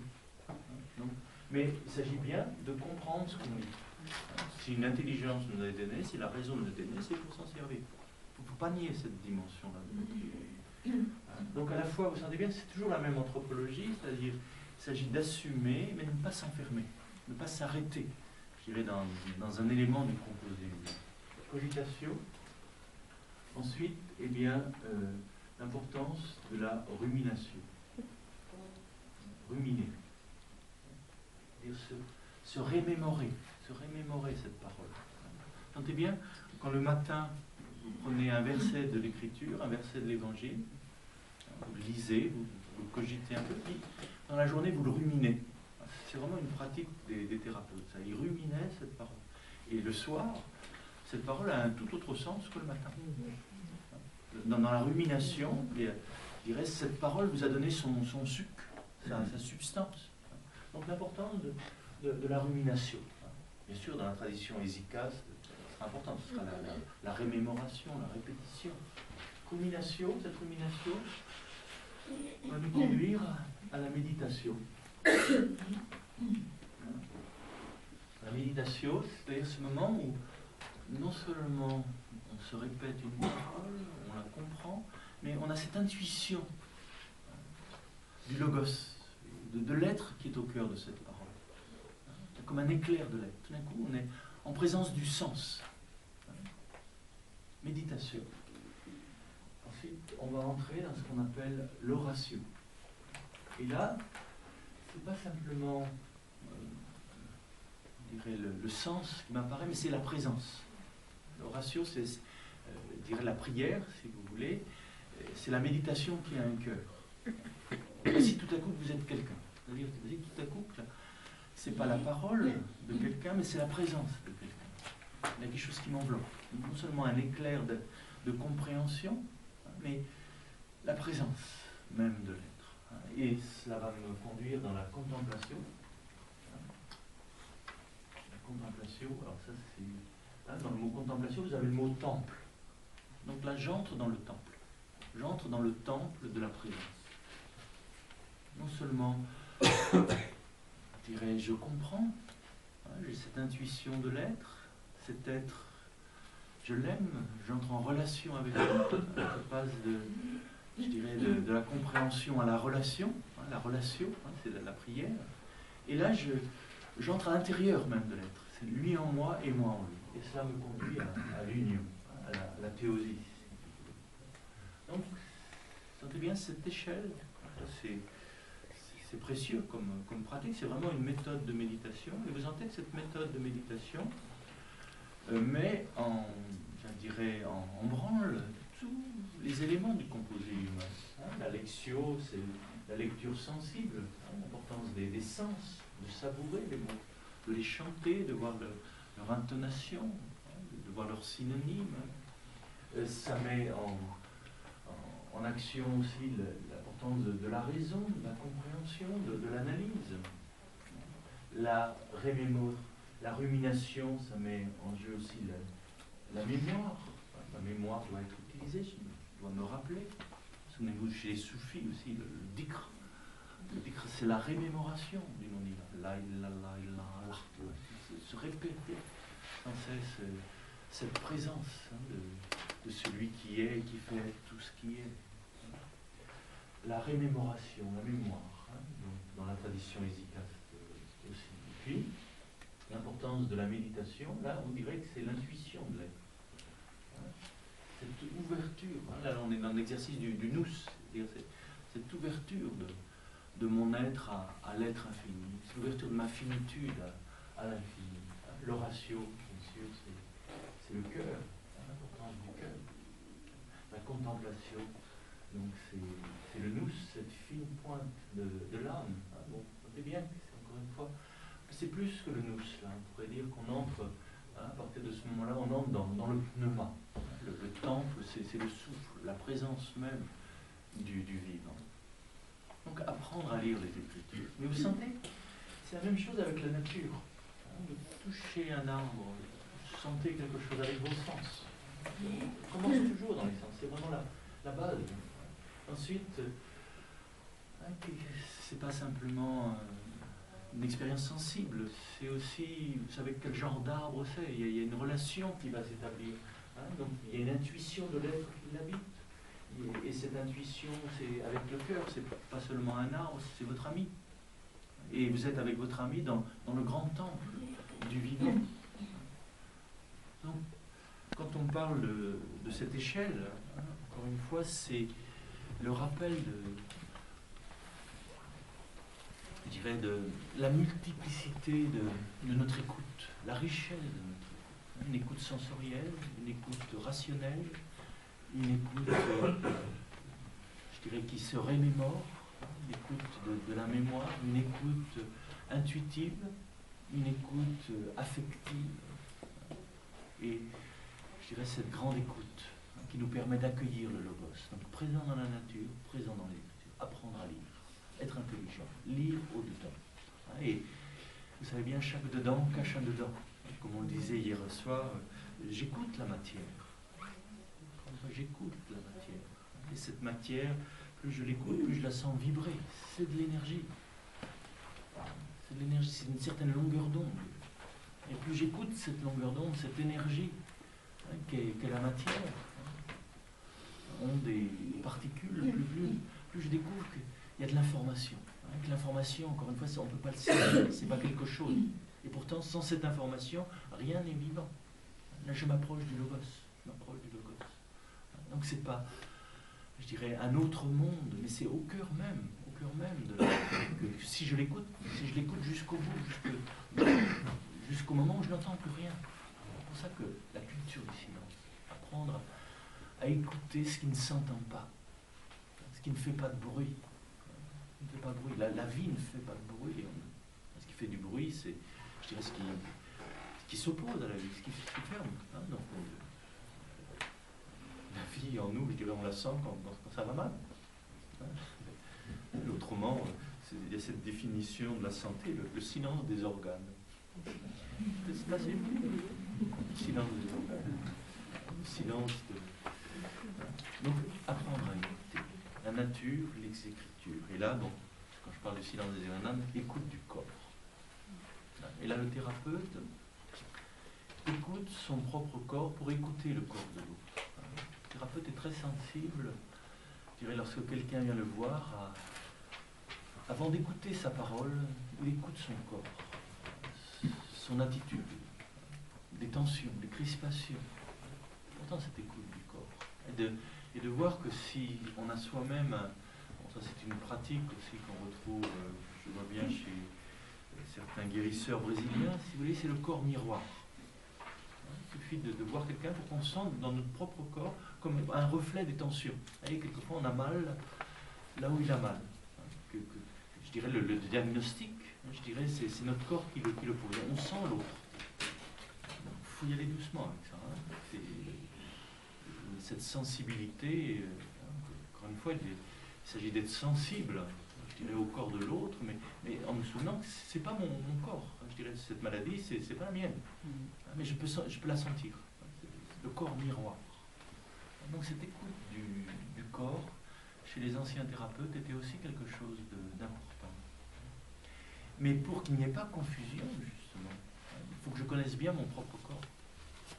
Et de savoir que ça, c'est pas à moi. Parce que certains d'entre nous, vous savez, on est quelquefois traversés par des tristesses, des maladies, des angoisses qui ne sont pas les nôtres.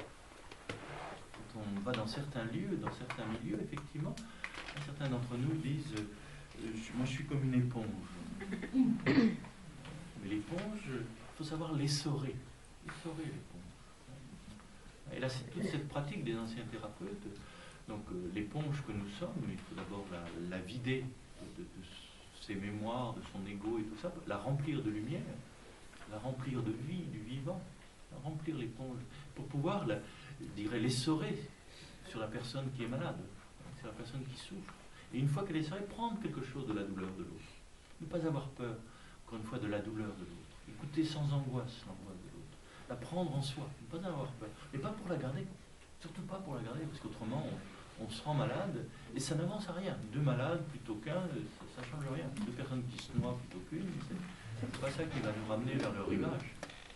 D'où l'importance d'essorer son éponge. C'est pas. Mais de ne pas avoir peur, effectivement, de la contamination. On se blinde, on a peur. Mais surtout ne pas garder, ne pas se laisser contaminer. Et là, vider l'éponge, pour de nouveau la remplir de lumière, la remplir d'énergie. L'énergie même du thérapeute, du vivant à l'intérieur. Donc écoutez le corps de l'autre. Et là, si notre thérapie, en plus, c'est une thérapie avec les mains, si notre écoute, bien sûr, il y a l'écoute des oreilles, il y a l'écoute de la colonne vertébrale, l'écoute des pieds. Si vous écoutez de la musique avec les pieds, c'est pieds. Je ne sais pas si vous avez écouté les deux baffes et puis les deux pieds comme ça. Quand ça passe par les pieds, c'est vraiment... Oui, c'est une façon d'écouter. Encore une fois, tout est oreille. Comme le disaient les pères du désert, tout est oreille, tout est écoute, tout est œil, tout est vision. Et puis il y a cette écoute des mains. Et certains sont très sensibles. Il suffit de poser la main sur quelqu'un. Encore une fois, ne touchez jamais un corps. N'oubliez pas que c'est quelqu'un, c'est une présence, c'est une histoire. Une drôle d'histoire d'ailleurs. Une longue histoire, une dure histoire. Et écoutez avec ça, sa main. Et là, la main peut nous dire quelque chose. Et essayez de toucher le souffle. Là aussi, avant d'écouter la parole, les thérapeutes, écoutez le souffle, la façon dont la personne respire.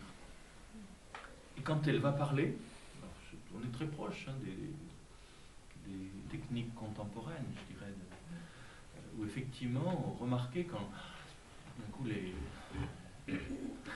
ça se serre, ou ça se met à tousser. Vous sentez bien tout ce qui peut se passer dans ces moments-là. Donc on est à l'écoute non seulement de ce qui est dit, mais de la façon dont c'est dit. Et la respiration nous renseigne beaucoup là-dessus. Vous savez, quelqu'un là, c'est quelque chose qui l'étouffe. Tout d'un coup, quand la parole est dite, ça relâche. Donc écoute du corps, écoute du souffle.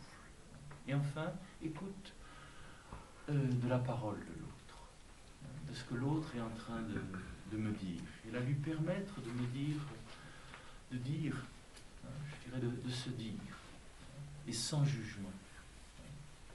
Peut-être qu'on y reviendra cet après-midi, c'est cette pratique de l'époquer. C'est-à-dire la mise entre parenthèses. Je mets entre parenthèses mon jugement. Je ne juge pas. Ça ne veut pas dire que je ne pense pas, mais encore une fois, je suis dans cette écoute sans complaisance et sans jugement. Autrement, vous savez bien que on sent quand quelqu'un nous écoute, mais qu'il a sa petite grille là, qui est là. Encore une fois, c'est dans l'inconscient. Là, encore une fois, la relation entre le thérapeute et celui qui l'accompagne, c'est la rencontre de deux inconscients. Et donc c'est à ce niveau-là que ça se passe. Si mon inconscient, je dirais, n'est pas réceptif à l'inconscient de l'autre, eh bien, je ne vais pas pouvoir se dire. Et ce qui me semble important, c'est ce qu'on évoquait tout à l'heure, j'écoute aussi le logos, non seulement ce qui est dit, mais je dirais, j'écoute la parole créatrice en lui, la parole blessée, le mal à dire, la maladie, le mal à dire, ce qui a du mal à se dire, le logos qui a du mal à se dire, l'information créatrice qui est empêchée, qui est arrêtée. Donc on est vraiment à l'écoute, je dirais, du troisième. Non seulement ce que l'autre dit, mais ce qui se dit à travers ce dire. Et puis il y a l'écoute, bien sûr, des songes, des rêves. Et chez les anciens thérapeutes d'Alexandrie, Philon a écrit beaucoup de livres sur les songes. Parce que justement, quelquefois, le logos nous parle à travers les rêves. C'est pas le langage de tout le monde. Il y en a pour qui c'est, comme on dit, la voie royale vers l'inconscient. C'est une voie parmi d'autres vers l'inconscient. Comme notre corps, c'est aussi exprime quelque chose de notre inconscient. Son attitude, ses tensions, ses crispations, notre souffle exprime quelque chose de la vie inconsciente. Les songes aussi, quelque chose. Et là aussi, apprendre à lire. Et à interpréter. Et là, on va retrouver de nouveau l'échelle. De voir que chaque rêve doit être interprété à certains niveaux. Et ne pas s'enfermer dans une grille de lecture. Et là c'est assez amusant de voir comment le même rêve, interprété par un freudien, par un jungien, par un adlérien, sera interprété tout à fait différemment. Mais encore une fois, un rêve ne peut être interprété que par un autre rêve. Je dirais, il ne faut pas projeter le langage du jour sur le langage de la nuit. C'est la nuit qui comprend la nuit. C'est pour ça que là, je trouve que Jung est intéressant parce que, avec ce qu'il appelle cette technique de l'amplification, c'est-à-dire il écoute un rêve et il le met en résonance, quelquefois avec des écritures sacrées, qui est, je dirais, le langage aussi des images. Et de voir que, je dirais, c'est par un rêve plus grand qu'on peut comprendre un rêve. Bon, là aussi, on n'entre pas dans les détails, mais c'est une approche qu'on trouvait chez les anciens thérapeutes d'Alexandrie. C'est-à-dire que ton rêve, ce qui t'est dit à travers ce rêve, eh bien peut-être que on en trouvera un écho dans les écritures sacrées. Et que les prophètes reçoivent des rêves, les sages reçoivent des visions. Et que peut-être que ton rêve est aussi un message. C'est pas simplement... Alors là aussi, il faut faire la part des choses. Le rêve qui... la conséquence de ce qu'on a vécu, de ce qu'on a vu dans la journée, où effectivement c'est notre petite enfance qui remonte. Mais il y a aussi des songes, il y a aussi des informations. Souvenez-vous de ces grands songes lumineux. Quelquefois, il y a des changements de vie. À travers ce rêve, là j'ai été averti qu'il fallait changer.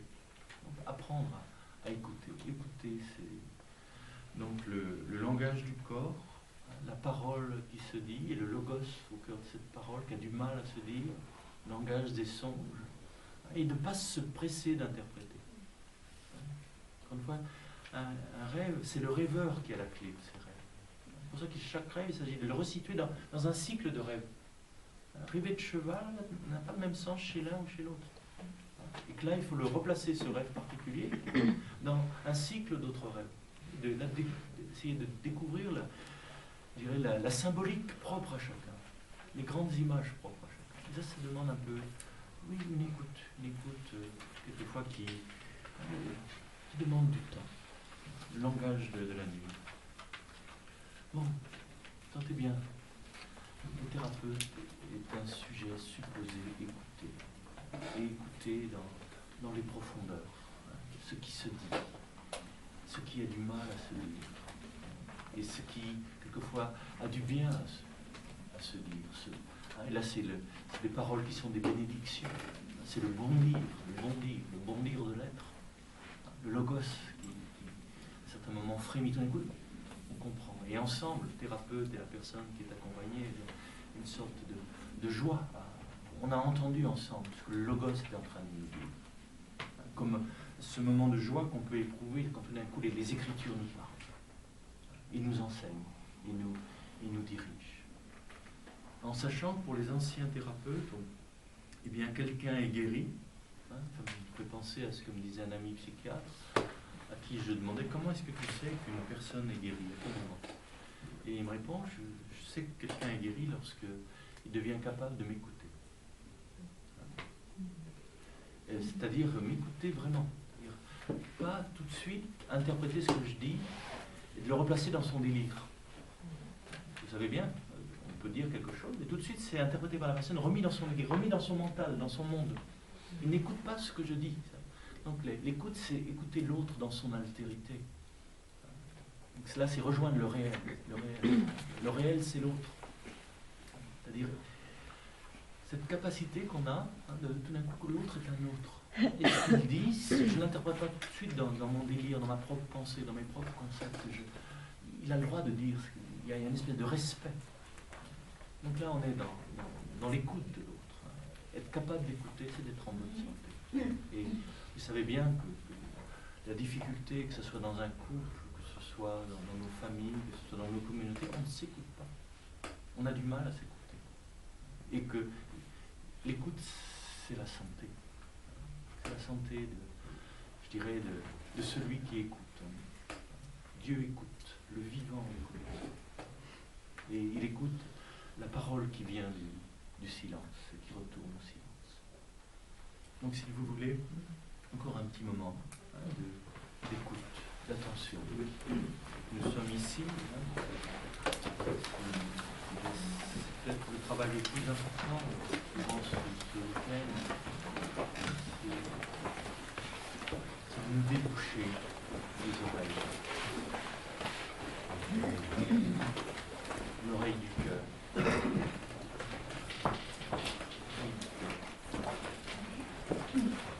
Bien qu'il y ait des mots qu'on a du mal à entendre.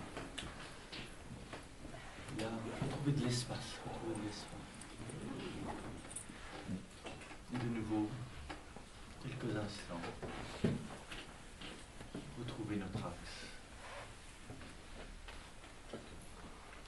La posture d'écoute.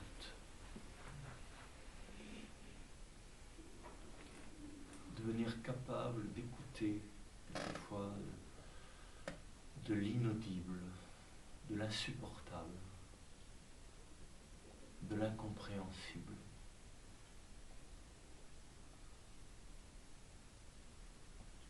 Parce qu'on est bien dans notre axe et qui est en nous plus grand que nous.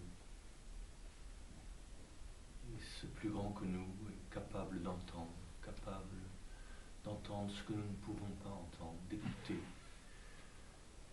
ce que nous ne pouvons pas écouter, sans jugement, sans condamnation, avec cette infinie lucidité et en même temps cette infinie miséricorde, sans complaisance et sans jugement.